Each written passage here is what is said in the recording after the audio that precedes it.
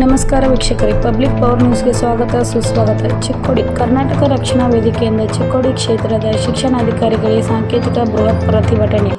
ಧರಣಿಯೊಂದಿಗೆ ಸರ್ಕಾರಿ ಕನ್ನಡ ಶಾಲೆಗಳ ಸ್ಥಿತಿಗತಿ ಮತ್ತು ಮೂಲಭೂತ ಸೌಕರ್ಯಗಳ ಕೊರತೆಯ ಬಗ್ಗೆ ಮನವಿ ಸಲ್ಲಿಕೆ. ಚಿಕ್ಕೋಡಿ ಕ್ಷೇತ್ರದಲ್ಲಿ ಬಹುತೇಕ ಸರ್ಕಾರಿ ಕನ್ನಡ ಶಾಲೆಗಳಿಗೆ ಮೂಲಭೂತ ಸೌಕರ್ಯಗಳಿಲ್ಲ ಮತ್ತು ಶೀತಲಗೊಂಡ ಶಾಲೆಗಳನ್ನು ಪುನರ್ ನಿರ್ಮಾಣ ಮಾಡಬೇಕು.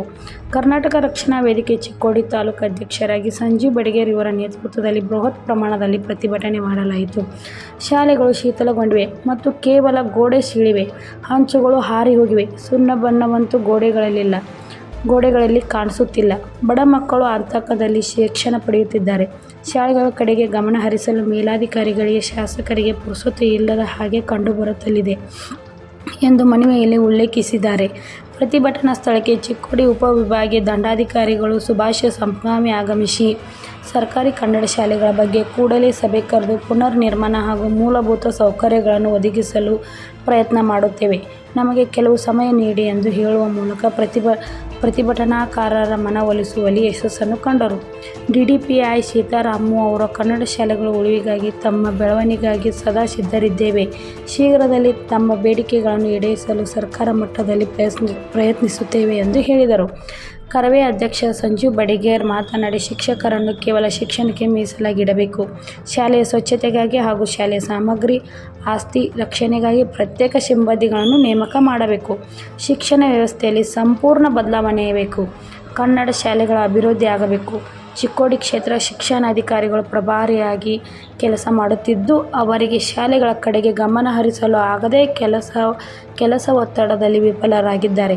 ಅವರನ್ನು ಬದಲಾಯಿಸಿ ಕಾಯಮಾಗಿ ಹೊಸ ಶಿಕ್ಷಕರ ಅಧಿಕಾರಿಗಳನ್ನು ಕೂಡಲೇ ನೇಮಕ ಮಾಡಬೇಕೆಂದು ಹೇಳಿದರು. ಇದಕ್ಕೆ ತಪ್ಪಿದಲ್ಲಿ ರಾಜ್ಯಾದ್ಯಂತ ಉಗ್ರ ಹೋರಾಟ ಮಾಡಲಾಗುವುದು ಎಂದು ಬೃಹತ್ ಪ್ರತಿಭಟನೆ ಮೂಲಕ ಎಚ್ಚರಿಕೆ ನೀಡಿದರು.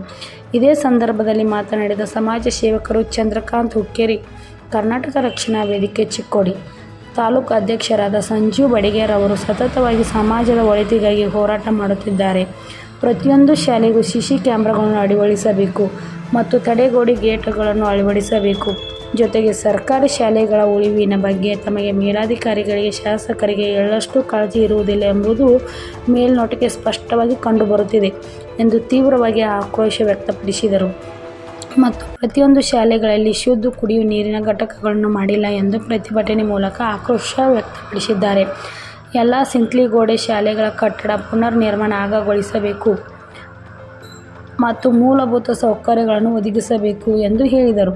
ಈ ಸಂದರ್ಭದಲ್ಲಿ ಪ್ರತಾಪ್ ಪಾಟೀಲ್, ಸುನಿಲ್ ತೇರ್ದಾಳೆ, ಸಂಜೀವ್ ಕಾಂಬ್ಳೆ, ಅನಿಲ್ ನಾವಿ, ಕಾನಪ್ಪ ಬಾಡ್ಕರ್, ರಫೀಕ್ ಪಠಾಣ್, ಅಮೂಲ್ ನಾವಿ, ಶಿವಾಜಿ ಕಾಡೆ, ಬಸವರಾಜ್ ಬಡಿಗೇರ್, ಮಾಳು ಕರೆನ್ನವರ್, ಸತೀಶ್ ಪೂಜಾರಿ, ಸಂಜು ಲಟ್ಟೆ, ಕುಮಾರ್ ಪಾಟೀಲ್, ರುದ್ರಯ್ಯ ಹಿರೇಮಠ್, ದುಂಡಪ್ಪ ಬಡಿಗೇರ್, ಸತ್ಯಪ್ಪ ಕಾಂಬ್ಳೆ, ಮೋಹನ್ ಪಾಟೀಲ್, ಶುಭಂ ಕದಂ ಸೇರಿದಂತೆ ನೂರಾರು ಕರವೇ ಕಾರ್ಯಕರ್ತರು ಉಪಸ್ಥಿತರಿದ್ದರು.